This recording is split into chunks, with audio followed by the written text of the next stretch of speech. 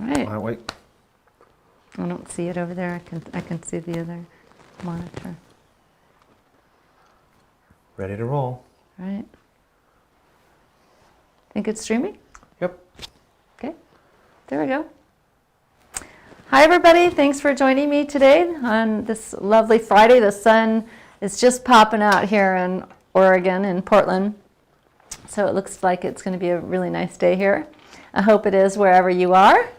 So today I'm going to start off our session with some question and answers, if you like. We'll just start off that way. I have a couple things planned, and I also want to make sure that you know that your monthly mileage training is available on the website right now. So be sure you are. Be sure to grab that. Take a look at it. It's pretty. I went down a rabbit hole on shadows. It's quite in depth. I'm not going to be able to do that every month. It was kind of crazy, but I just kept going and going. So check it out. I think that there's some good stuff in there for you. Let's see what else. I know some of you are doing the acrylic workshop. That's great. If you have a couple little questions today about that, I'd be happy to answer, but I don't want to go too far into that. It's really cool. And it's on sale for the rest of the, well, I think until the 23rd, so if you're interested in that. So today what I'm planning is I'm not planning on doing a full finished piece as a demo. I want to really concentrate on foliage masses and different lighting situations that you might find. This is a wonderful time of year to be painting foliage, such an explosion of color in many parts of the country and the world. And even if it's summer where you are, summer can be that challenging time to paint foliage as well. So I'm going to just talk about some different thoughts and different situations about foliage. All right, and so that's kind of what I've got going today. I personally, in the studio, I've been working on lots and lots of thumbnails, and been really digging into my sketchbook in a really wonderful and meaningful way. We're still working on heads. I can't say that I've managed my goal of 10 heads a day, but I'm still giving it the college try. And I'm also working on a new workshop right now, so that's really exciting as well. So that's going to be coming out, I hope, later in the fall. All right, so questions? We have a question. Are we monthly people supposed to post on the monthly group Facebook page or the general Marla Facebook page? Well, it's really up to you. You're welcome to post on both, but you're more likely to get my input and comments if you post on the monthly board, because though I look at the public board, and I try to make some sort of, I don't want to say cursory comments, but you guys are my people. And I want to pay extra attention to you. So certainly if you post on the monthly board, I'm going to be a little bit more likely to chime in and possibly even give you a little quickie video critique. So, but you're welcome to post on both and be part of the both communities for sure. Yeah. Well, here's another one. Okay. Are the monthly PDFs for year one different than they were last year, or can we continue to use the old ones? I'm not sure what you mean by that, the question. But I think that the new months all have new PDFs associated Yes, with them. the new months all have, yeah, but you can use them, they're there for you. If you're a paying member, you have access to all the PDFs. Yeah. Yeah. Yeah. They are, I think they're the year one and year two are they're different. Yeah. But there's a lot of information in there between all those pages of PDFs. Yeah, if you put it together in a book, it's a big book. Yeah. Yeah, and a question about what if you're not on Facebook? if you're not on Facebook, and that's a really good question, and a lot of people, don't conflate the Facebook group with the website. It's not the same. A lot of people aren't on Facebook, and they don't want to be on Facebook, and I don't blame you. If you're not on Facebook, you can certainly get input from me. You could contact support and send some images, and I'll be happy to make some comments about how you're doing. That's always an option. Really, the Facebook group, there are people that are really active on it, and I do think it's really cool. Actually, that's a really, really small percentage of my students that are on Facebook. So, the website and the lessons are not the Facebook group at all. So, yeah. Okay? Anything else? So, No more questions. No other questions? Okay. Oh, that means I have to work. All right. All right. So, one of the things I think about foliage is when I'm painting trees and foliage masses, I really want a couple of things. I want the quality of the form. It's their masses, right? So let's see. Let's think about it a little bit here. So you could think of them. I'm going to get another piece of paper here. Oops, sorry. I got to get some tape. And I also have to put my hair up.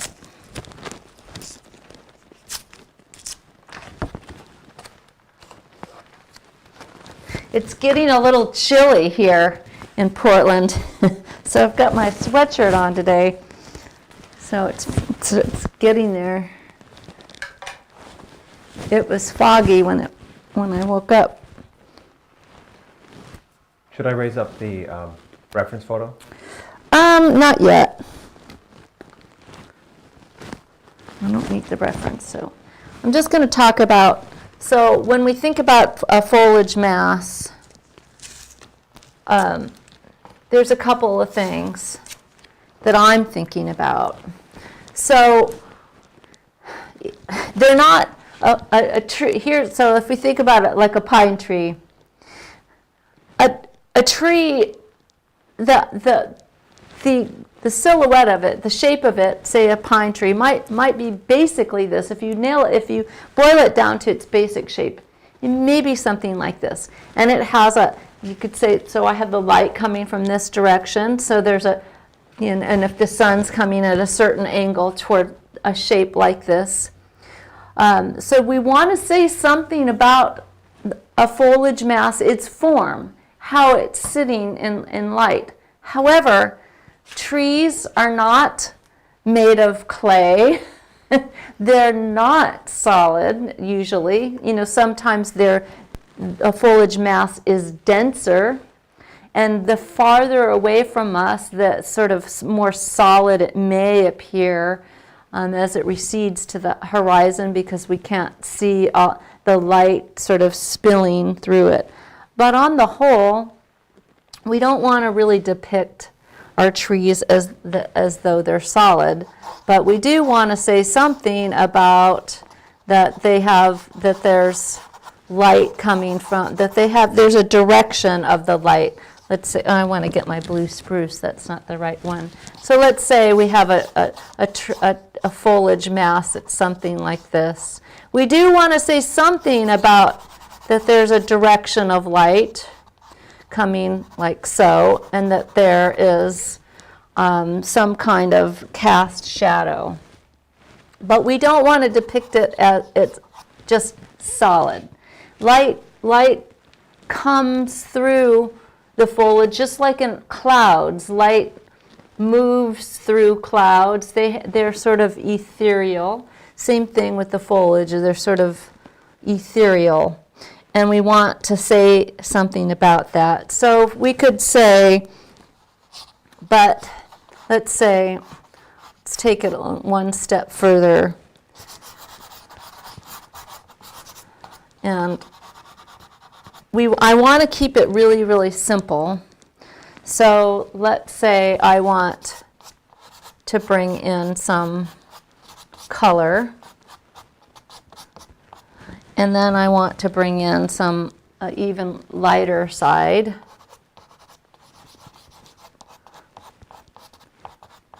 That's pretty cool, and I want to think about when I'm painting that it has some quality about this. But I think the thing that gets really confusing, and what I see students doing a lot, is something that's a little bit more like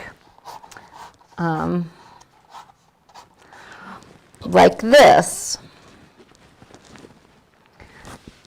That they put little dots of all kinds of values all over the place.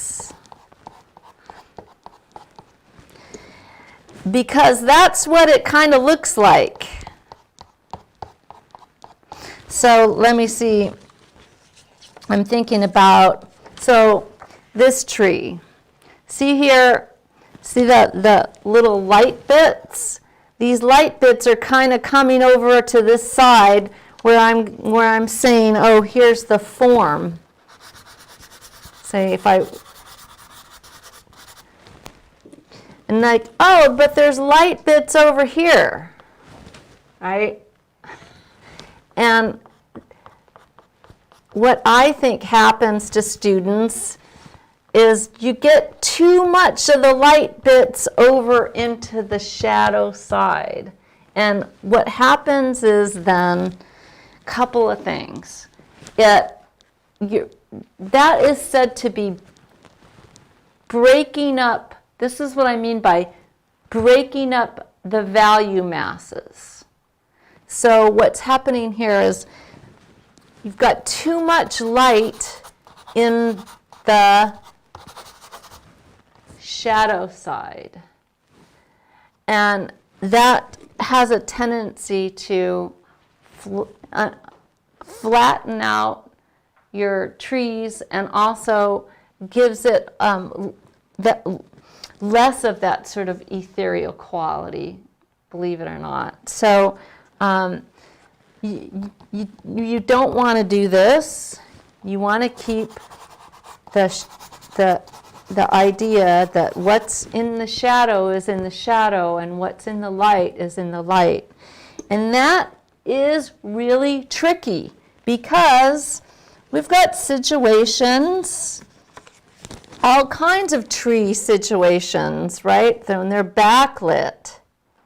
And that's then, what we want to do is we want to preserve, not only we want to preserve the value, but also the intensity. We want those bright colors. And we also want to preserve that sort of essence of them, that light is moving around, and the character of them, that they're not a solid thingy. So it's difficult, especially when we do have this intense color. Now that's where I would just so highly recommend like a really thorough understanding of color theory, where we're really understanding the difference between value, hue, and saturation, and not conflating those things and being able to work with them independently of one another. It's tough. Questions? Okay. All right. Okay. Alrighty, so what I'm going to do is I am going to do a couple examples of trees so that you can kind of see how I might go about doing them. Just some little studies. And I really recommend that for everyone. When you do that, you're setting yourself up for success in your painting. I think what happens a lot of times is especially if you're not practiced at something, you're gonna it's easy to make some mud, and I don't want you to be making mud. Okay, this one is a good example. Can you put this one up, Kevin? I'm not sure which number this is. Fall, there's fall like 1 through 6, I think. Foliage masses? No, no. Fall trees. Take a look. Not that one. There's like, This one. okay, great. So this one's tricky because the way the lighting is coming at these trees, they sort of look flat. There's a little bit of sense that the light's coming in here and so on this side, but it's pretty tough to really discern especially like right in here. There's several different types of trees and they're all kind of layered. Then we have the blue sky that is knitted around the foliage. So what I'm going to do is I'm going to just take a little section here and show you what I would do. This is how I would start. So I'm just going to do this top section. I'm just going to get the initial shape in. I'll put in a couple of these branches. And you see I'm leaving the paper where the sky is. One thing I think that we've sort of learned from different art instruction is to put the sky down and then put the trees over the top, because it sort of makes sense. Oh, the sky is out there behind the trees, and then the trees go over the top. You don't really want to do that because then we're just going to make more mud. Okay, now that I've got kind of an initial shape, this is my initial shape of my trees. Oh, I want to put this away. That's not what I want. Then I'm going to come in with some color and a value that I see as my initial value for my trees. And in this case, I see this kind of gold, and I'm going to pick this up. See, it's pretty close. And I'm just going to set this in. Really easy does it. Around a couple of these. But light, you see I'm also using a kind of light-hearted kind of gesture to it, kind of whispering this over. Yeah, is my voice too loud? Maybe Kevin, you'll have to adjust it. Because it's just echoing off the board. Okay. Well, I can't really. You're going to have to fix it. So now I'm going to come in with this is the shadow side, the underside of the foliage.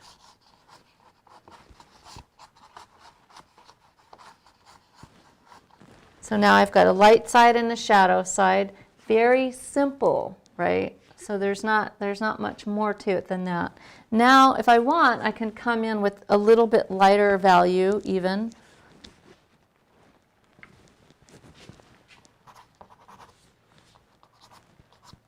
For the top of my trees.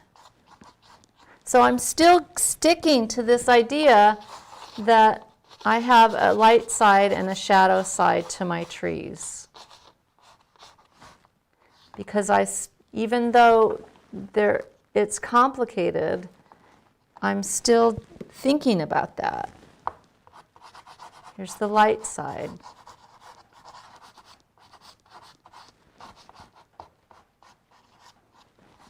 Right? Okay, so in here, it's shadow. I can come in and play with some other color if I want, like so. Now I'm going to come in and knit that blue sky in and around the foliage. So And I want to make sure that it's not too dark in value. Now, if I look at this blue sky and I go, okay, where is this in here? I think if I start here, it's going to be too dark in value, and it's going to kind of kill the overall. If I come down here, I don't want that. I could come up here at the zenith and get it this value, but I don't. It's really easy to get the sky too dark in value, you guys. So I want something even lighter than that, especially down here.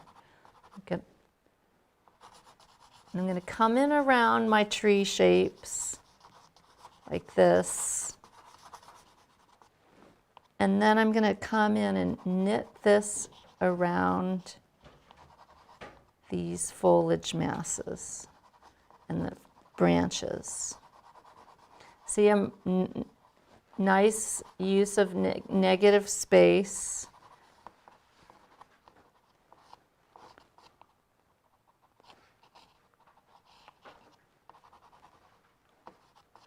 Coming in.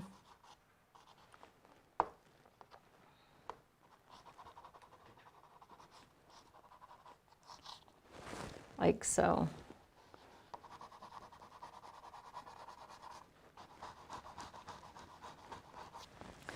Now, I can come back and restate some of these branches if I want. But I want to preserve that real sort of ethereal feel. I can go back in and add whatever kind of complexity I want to the foliage now. I also, by doing this, am getting, so these branches back here get to feel as though they're further away, because the tree is like this. It's got some branches that are coming towards me and some that are going away, right? It's not a flat thing. The branches, some are going away and some are coming towards us. So we want to sort of try to depict that, and we can do that by having some be more diffuse and as though there's foliage intervening between the viewer and the branch. So we want to say that too. There's a lot to these trees. Okay, so now I'm going to come, this is another shape that's more forward. So there's all kinds of things I can do. Now I'm going to come in and get the sky a little, I can press hard now, because I know that's the value that I'm going to want the sky. And I can come across this edge a little softer in some places and more strongly in others, so that I have a variety of kinds of edges here. We talked about edges last month. So I have some lost and found ones and some harder edges. All right. So fill that in. So that's just a little sample. Now, I want to do a couple other kinds of situations with the light too. So I want to do this kind of backlit situation, which is something really, really pretty. And we want to be able to do that, especially this fall right now. You guys, questions or?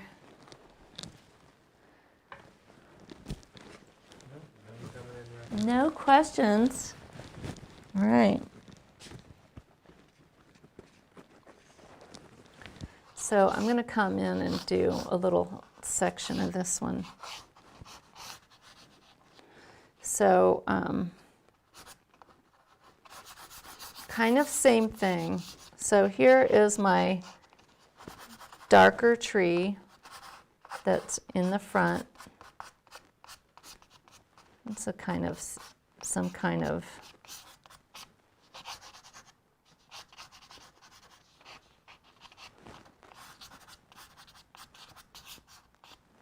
and then I want to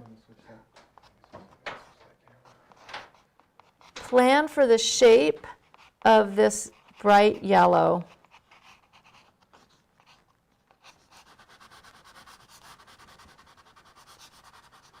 And then this is darker around it.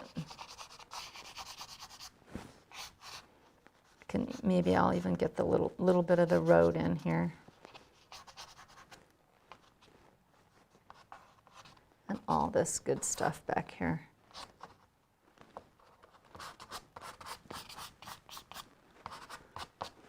So now I've kind of set myself up. Same thing, I've planned for the shape of the foliage masses.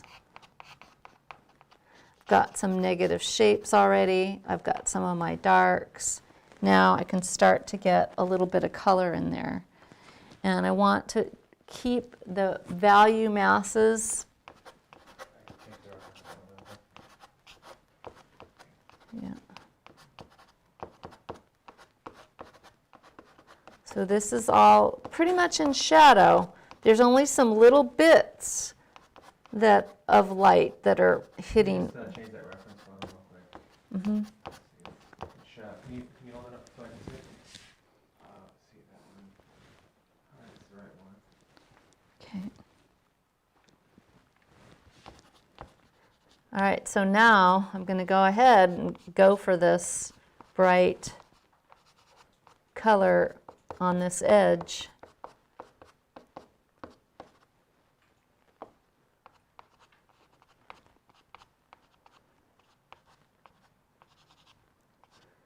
This kind of thing can get real confusing really fast.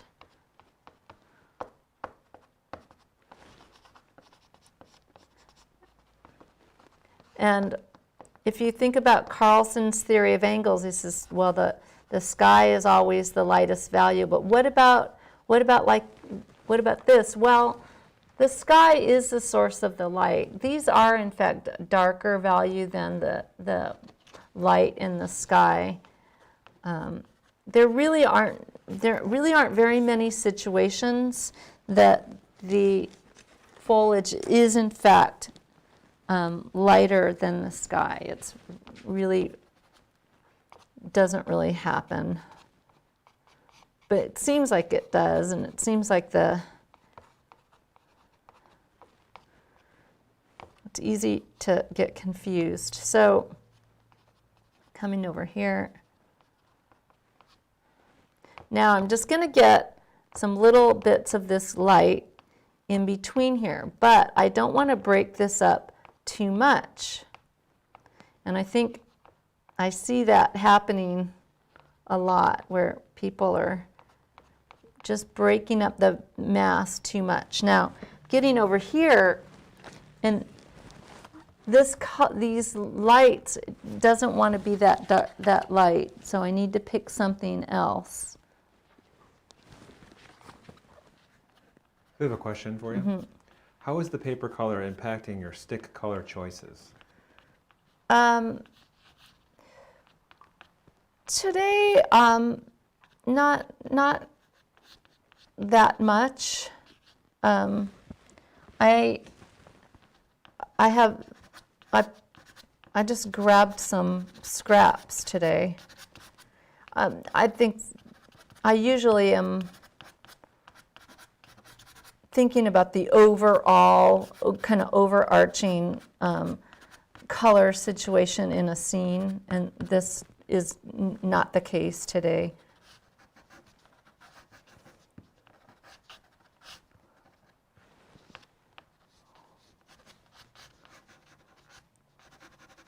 So in other words, sometimes it has more impact than others.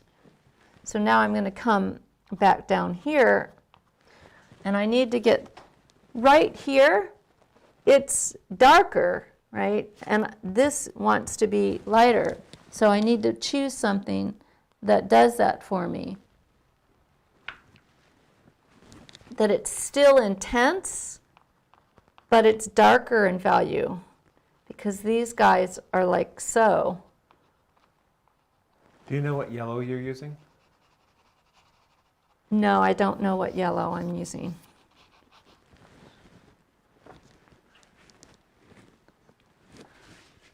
Okay, this is one of the most intense yellows that I have in my box.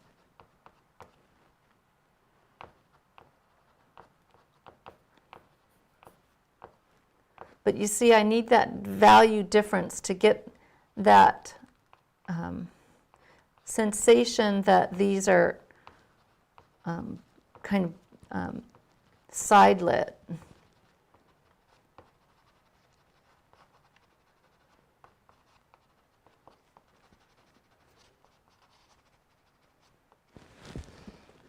And then even up here, they still have a shadow side, so I need it, and up in here. I have another question. Mm-hmm. What color paper would you recommend for autumn scenes? I don't think that there is necessarily a set paper for that. You know, my feeling about the papers is that, you know, a paper can have a harmonizing effect, right, on a scene, because the little bits of color that are popping throughout your scene. So no matter what your scene is, that those little pieces of the paper color that are popping through are going to have that harmonizing effect that is desirable. So no matter what the scene is, that's going to be the case. So the function of the color of the paper is sort of like toning a paper for an oil painting. That the impact is not so much that what color, but that it is a color that is permeating or pervading the entire piece, having a desirable harmonizing effect. So that's kind of what I think about it.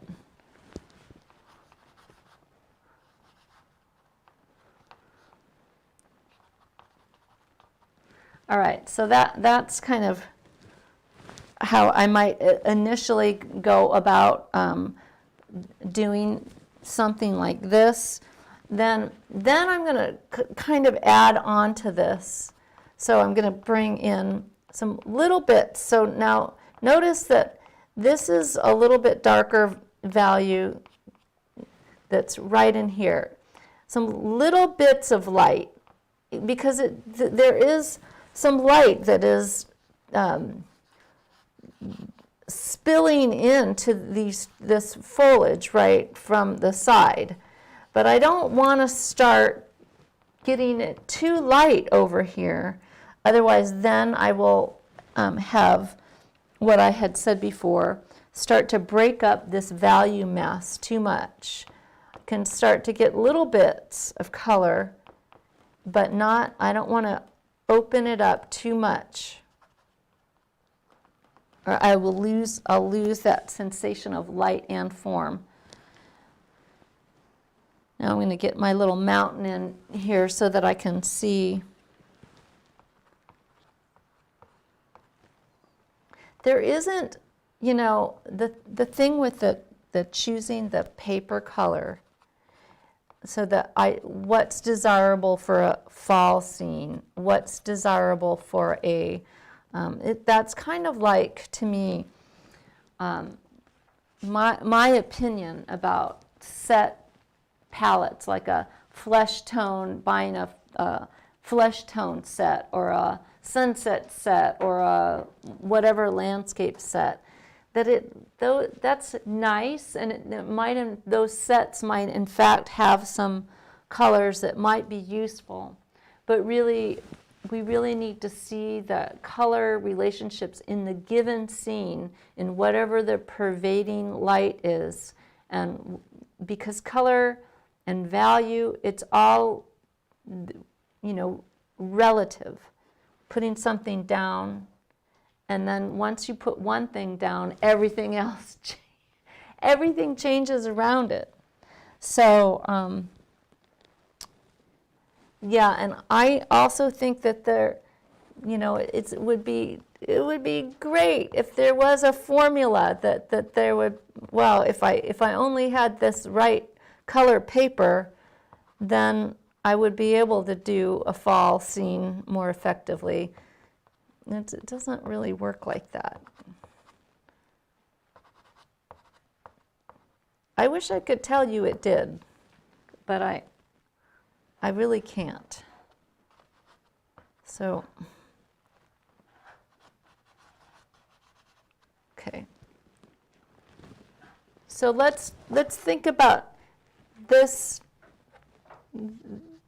this color, the fall trees in between here, making sure the value of them is dark enough as they come, as I'm sort of knitting them around this greener bits of foliage.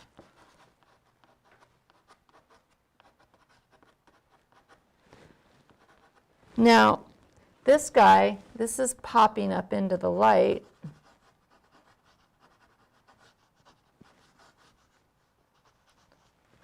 So that kind of works.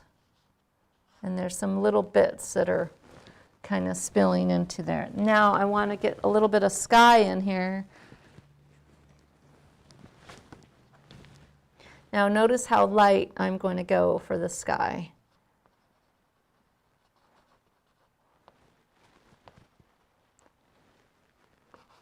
I think I have my mountain just a little bit dark, but that's okay.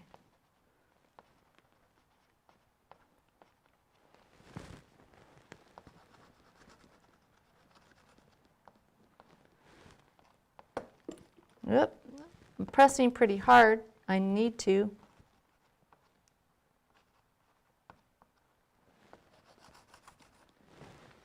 So that's kind of getting that sensation. Now I can come and get a little idea of this road down here, and that's kind of cool. We have another question. Mm-hmm. Is the intensity of color similar to the use of hard edges in defining a focus? Yes. So it might be that your focal point or your area of interest, one of the things that you can do to help define it is to have it be an area that has the most intensity or saturated color. Like, right here, there's a lot going on, and that kind of works. Yes, and having an area in your painting that has sharper edges, more contrast, more saturation, harder edges, are all ways of getting us to look at a certain particular area in a piece.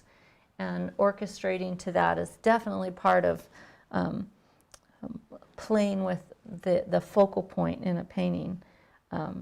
That's why the foreground isn't necessarily the place to put all the hard edges or the most detail or the warmest color, not necessarily. So, yeah. Okay, so I think that's pretty good on that one. I want to do a couple more situations here. I have in mind to do this Japanese. Actually, this one's a little bit better photo.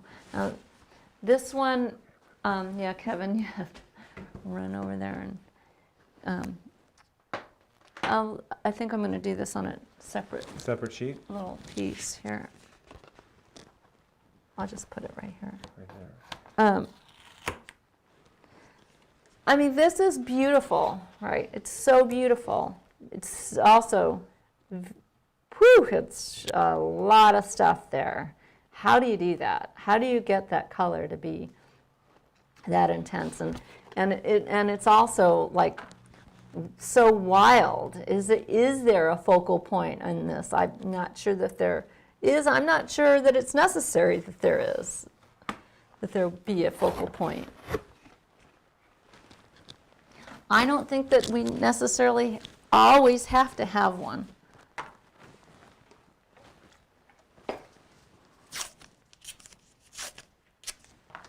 Let's see. I guess like this.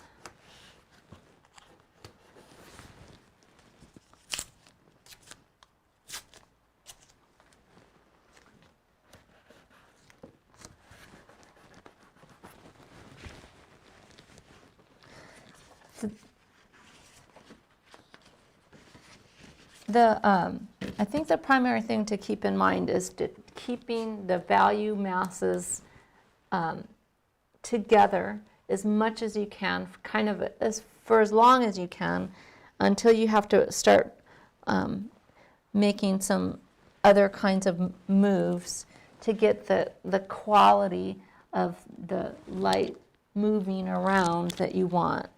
But actually, you know what, Kevin, I'm sorry. I want a little bit bigger piece of paper for this. I'm going to get a little bit bigger piece of paper because I feel like that's not going to be... it's not going to cut it. Huh? It's not going to do it justice. Let's go in the drawer. Get another piece. I'm going to cut it with my cutter, not with my scissors.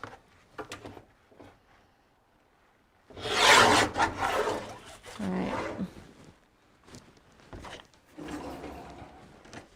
Sorry, guys, you have to hear that noise. Ah!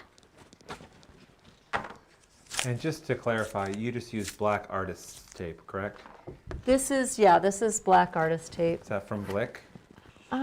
I think I got this at Columbia Art and Drafting. And you know, I use the black, you guys, because of you guys. Not because if I wasn't, because I've had people tell me that I used to use the blue, the super cheap stuff from Home Depot. And the reason I don't use that is because I had students say, oh, that blue is so distracting. Otherwise, I'd use the blue. So isn't that funny? It's not because I think that this black tape is the greatest. It's because somebody said they didn't like it. Okay, so let's take this one a little bit. So again, the shape of the overall shape of the foliage mass, I'm going to plan for it. What does that feel like and look like in my scene? This crazy, beautiful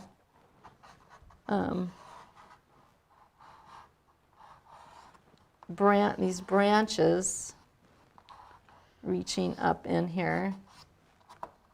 There's another foliage shape here. I'm just kind of trying to parse them out. And then there's this red one back in here. I'm not going to be able to get them all. This is a Japanese maple that's partly in shadow and partly in the light. And there's all these layers. They're going back, and then there's some other maples that are behind here that they're sort of popping forward because they're light in value. So it almost has a flatness to it, but it's not. And that's, I think, one of the big challenges with foliage. And additionally, because a lot of times we're working with photographs. So we've got a couple of things to overcome that I think, is pretty tricky. So I'm going to say something about this all being in shadow. This is the red tree. And then, and the way you guys think about it, everybody's got a way of kind of making sense. How do you make sense of your reference photo so you can most effectively paint it? So that's all I'm doing. I'm just, okay, that makes sense to me. That works for me. This is sort of this orange. I'm going to just put that, state that as, give that a little bit of value because it is a little bit darker. There's a kind of darker spot right in there. That kind of makes sense to me. But I'm trying to give myself a little bit of a map of the shapes and the values, but it's still, it's a big kind of chaotic thing.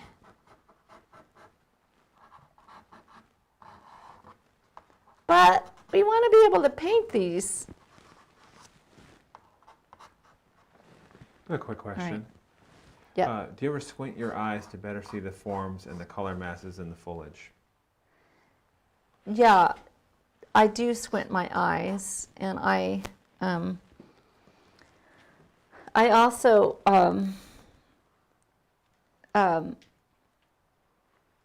don't. I see stuff as pretty flat as it is. I don't have very good, what's the word, Kevin? I don't see things in 3D very well. Oh. So I'm seeing it kind of flat as it is. And I close one eye, and that helps me see it like that as well. Okay. All right, so now in order to kind of make sense of this, I'm going to go ahead and get some color in and some value in the various shape areas.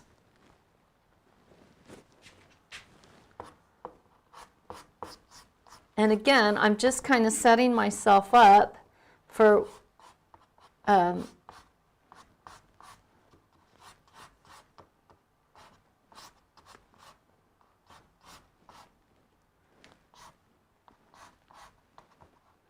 and I'm staying really thin. See how thin I am? I'm just brushing this really lightly over the paper so that I have an opportunity to get more color in and more,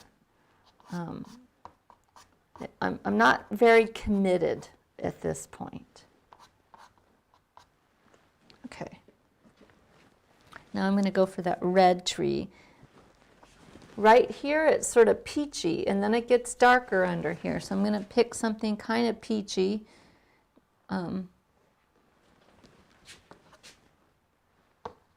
For the light side of it. That might be too peachy. I want to remember that it's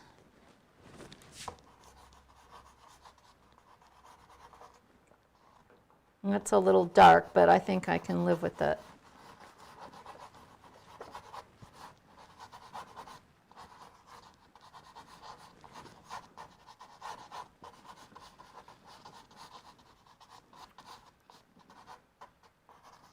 Okay, that's pretty good. Now, darker underneath, and it's this, that's not exactly it, it's a little more like this.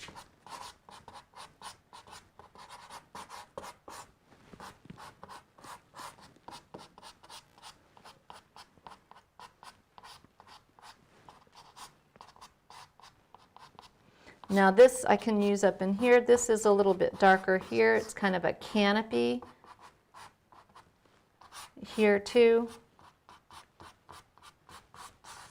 All right, this is a little bit lighter. This is a little bit darker. And now just to orient myself, and I'm not really doing a finished piece here, but I just want to orient myself to where everything is, so I'm going to come in and do that. And sometimes we need to do that, just kind of, I need some kind of map to where I'm at. So you need to make a couple marks to keep track of where you are. Now in this case, I want to do a couple things. Back here there's this beautiful kind of green tree that's in between these branches in the distance. And see, I'm coming right over the top of that. That's okay, because I know I'm going to restate this anyway, so that's totally fine. There's some more green right in here. There's a pine, and there's some idea of some, and then down here, a little bit sneaking in here. All right, so now I've got a kind of a map a little bit. Now I want to get this yellow in right here. It's pretty bright, but it also has a shadow side, a light side, and a dark side. So how do I do that and still, so it's all relative. So that yellow is the dark side. I want to get that in first. So I'm going to start with something like this.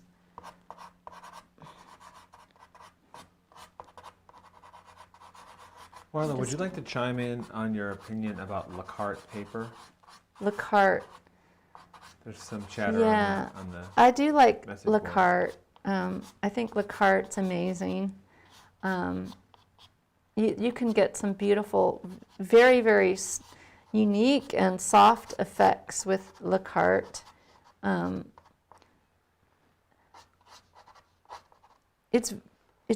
It's very expensive. Of course, all the papers that we're using are pretty expensive, right?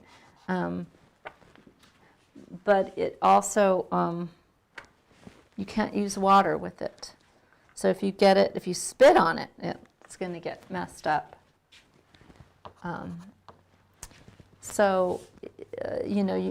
It has limitations in terms of mixed media, which is fine. You don't have to do that all the time.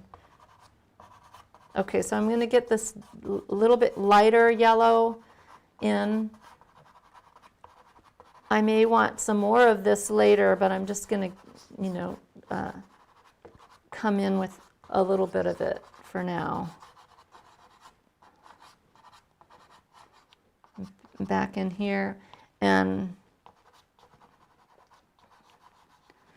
can start to use it for some negative shapes. And this feels like it could be, I can use this around this orange. It's up in here. Again, I don't want to break up my value masses too much yet. And it's kind of a chaotic mess still.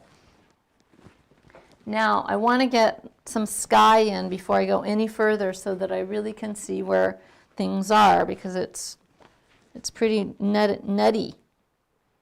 I need to stay really light right here, super light in value. I think I'm going to head to almost white.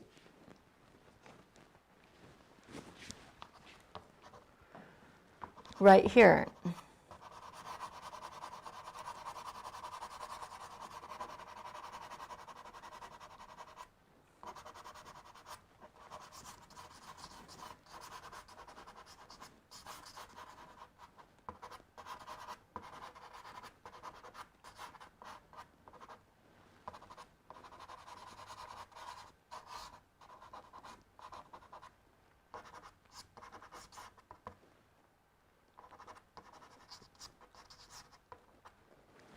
Okay, now I'm going to come in with some nice light blue up in here. And I'm not going to go real heavy yet because I want some light yellow as well eventually. So I want to stay thin.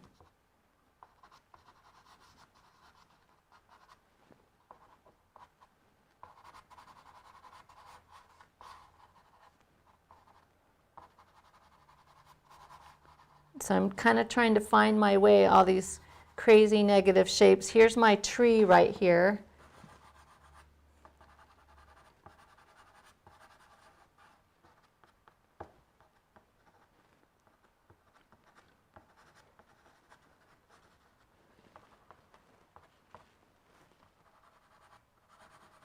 That kind of is guiding me a little bit. I'm going to want some more intense blue, but I'll start here.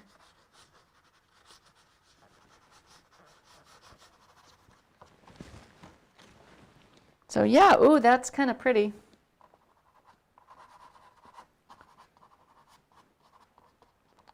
Can start to kind of see it come together a little bit.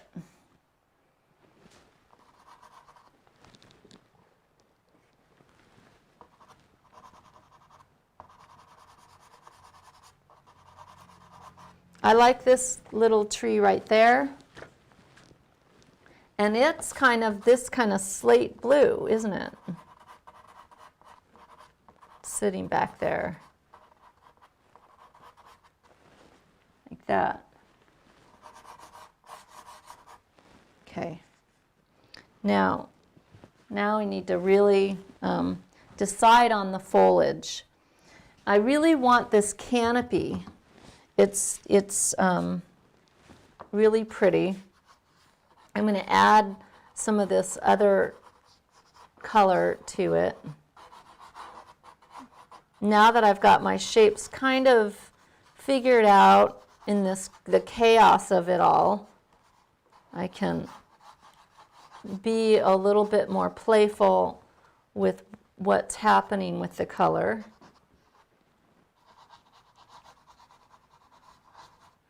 I think that I want to go ahead and re-establish some of these branches, so I also know what's going on with them.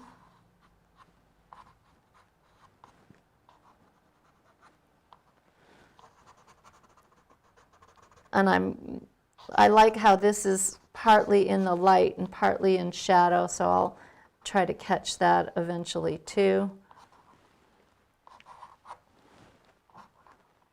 And I don't need to have that exact, but just that character of it's kind of pretty.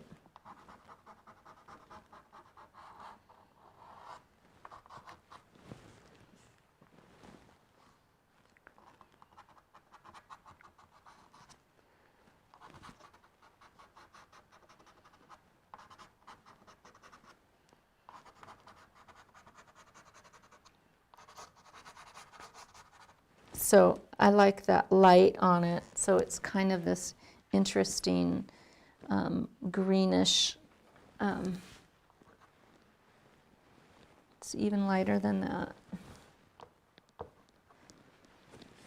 I don't know.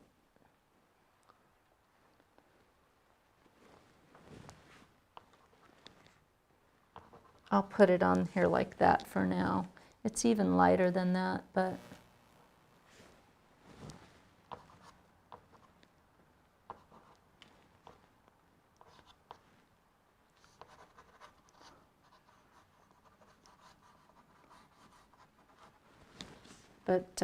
that's kind of the character of it. Now, so I don't have everything exactly as in the photo, but that's all right. It's kind of, it gets the idea. It's starting to get this idea of all these layers of foliage and color. All right, let's keep going. Now I'm still thinking about the light. So the light, but I still want this quality of the foliage. It's not dense. There's light moving all around.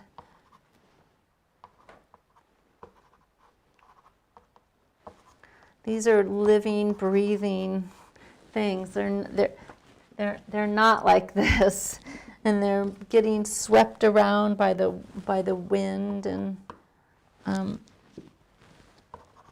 Here's another question. What's the best way to sharpen a new pastel for branch detail? Yeah, if you wanted to do that, you certainly could. I just use an X-Acto knife. So you do sharpen your pastels from time to time? From very seldom, very, very seldom. Most of the time, would you say you use the edge? Yeah, yeah. Yeah, Kath chimed in and said just use the Yeah, edge of I'm the just stick. using, these are sharpened over time. I don't sharpen these. I sharpen just a very few of them for to sign my paintings, but that's not one of, I have them in a separate place, and this is not one of those. So again, I'm thinking about the value masses, and I'm trying to keep the shadows, the foliage and the shadows in the shadow. Even though there's light, dancing all around, and keep it.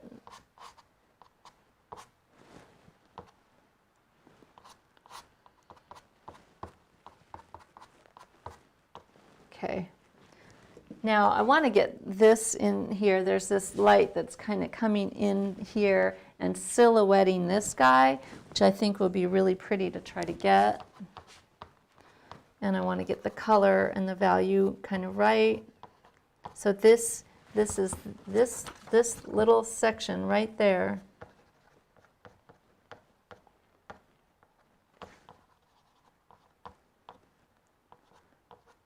And then there's some little bits popping through, but I don't want to overdo that.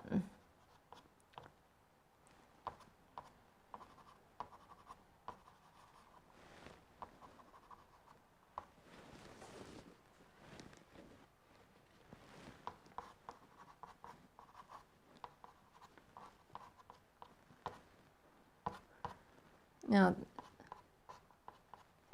same thing here. It's the light here. This is this branch that's right here.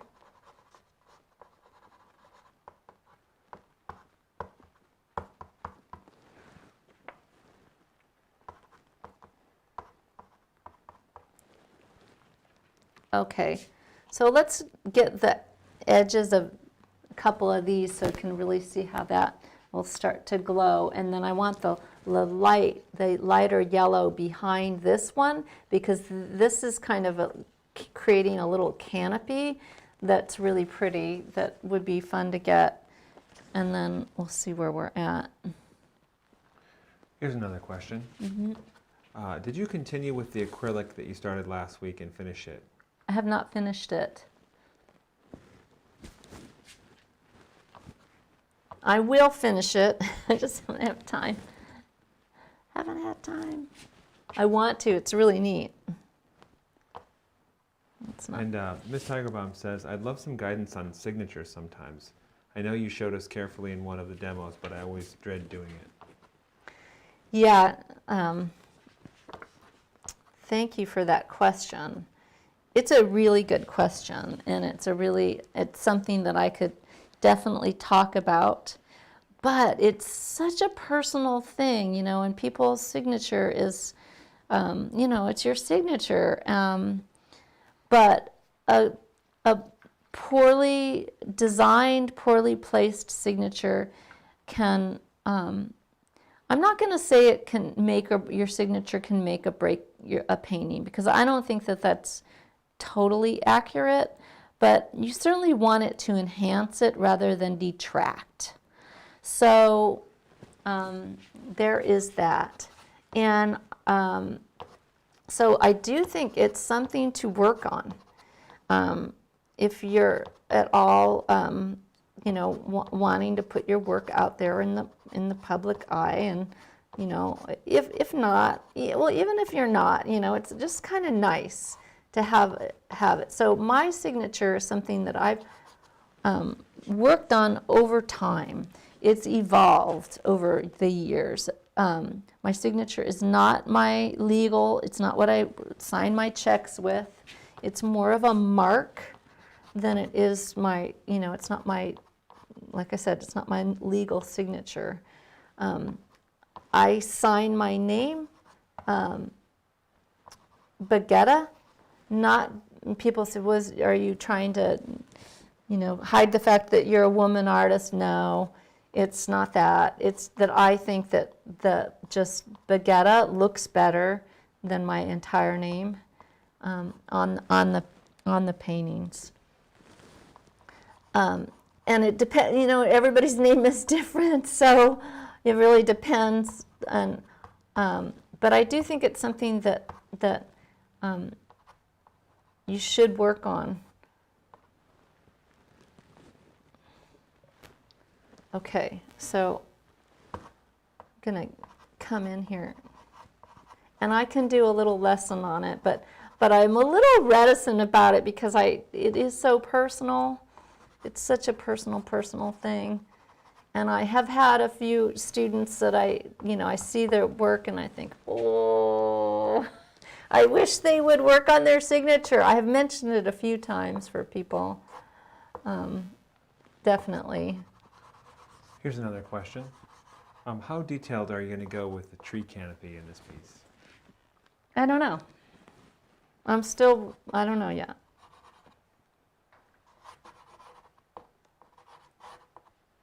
I can stop if you want me to stop. I'm having fun doing it.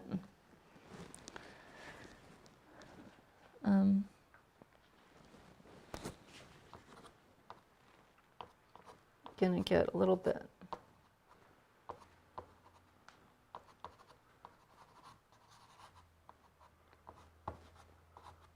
I'm not going to get to the point where I'm doing individual leaves. I mean, I might have a sensation of some individual leaves, but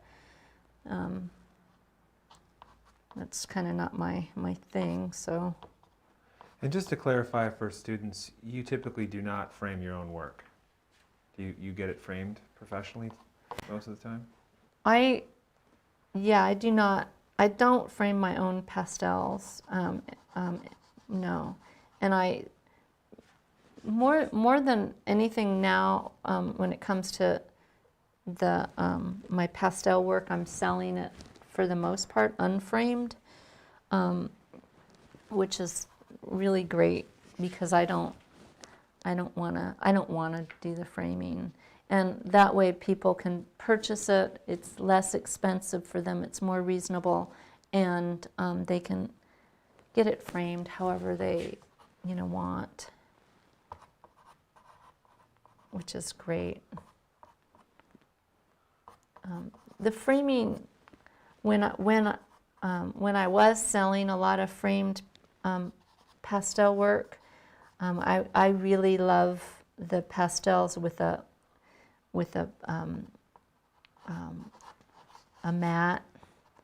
I'm not a big matteless fan, so it's so hard. It's so tricky.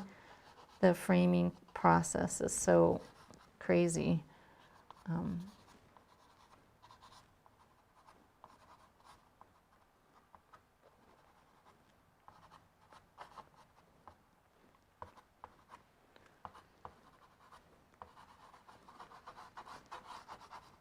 So I'm just getting some of this little more nuanced color in here.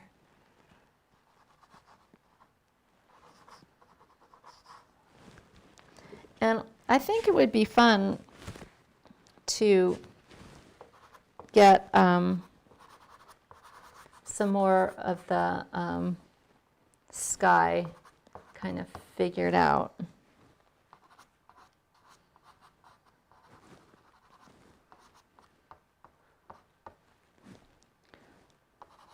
I'm getting some of this foliage.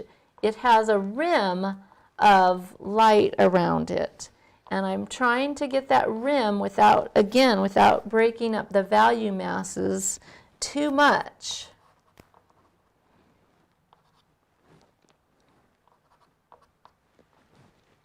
And I do want to get a little bit more light on my tree.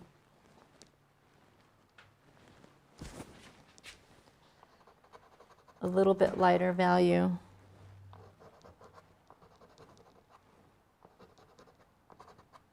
Yeah, that's better. needs that. All right. And there's just a statement about instruction regarding on how to protect and prepare paintings for shipping. That could be an interesting lesson down the road somewhere. I do have, I have a blog post that goes really in depth into, and you might be able to find it. I don't know that there's a mini lesson. There might be. You could check, there's depending. It really depends on the size of the scale of the piece. Where it's going, if you're shipping for a if you had a piece that was accepted into a show, they want it packaged in a particular way, because when it gets to them, they don't want nurdles, and they don't want to deal with certain things, and so they have kind of rules about that. So it really depends a lot on the destination. That's a big deal. So, I used to ship a ton of big stuff, and I have a method, a fairly, more economical method of shipping larger pastels. I used to do it very often. So I can tell you all about that as well. So, And also, can you just comment on how do you frame a pastel without a matte? So the matte-less framing is really popular right now. So what it entails is more of a plein air style frame, and a matte that, not a matte. So you need a spacer, because you need to keep the pastel off the or away from the glass. Though there's some pastels that even sandwich it on the glass. There's a couple different ways of doing it, but the one way that I would do it without the frame would be a spacer, a plastic spacer that's on the glass. That's one way. I actually, Kevin, I had a bunch of the framing stuff in here last week. I want to do a video on the framing. It'll be fun. Yeah, I'm gonna do that, you guys. So I'm just kind of picking my way to deciding on a few of these things that I want in here. And I'm getting there.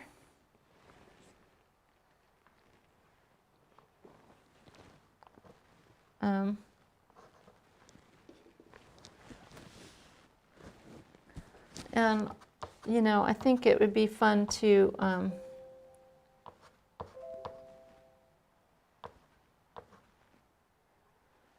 gotta check the computer there. I don't know what it was saying there, Kevin. Oh, okay. Battery's running a little low. Oh, I didn't plug in the battery source. That's okay. Is it inside or? It's inside, yeah. I'll be right back. Sorry. You don't want the computer to die. You'll lose me.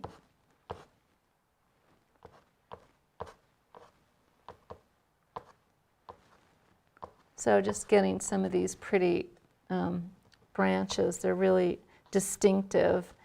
And I'm using the edge of the Terry Ludwig like this. And I can do that down here too.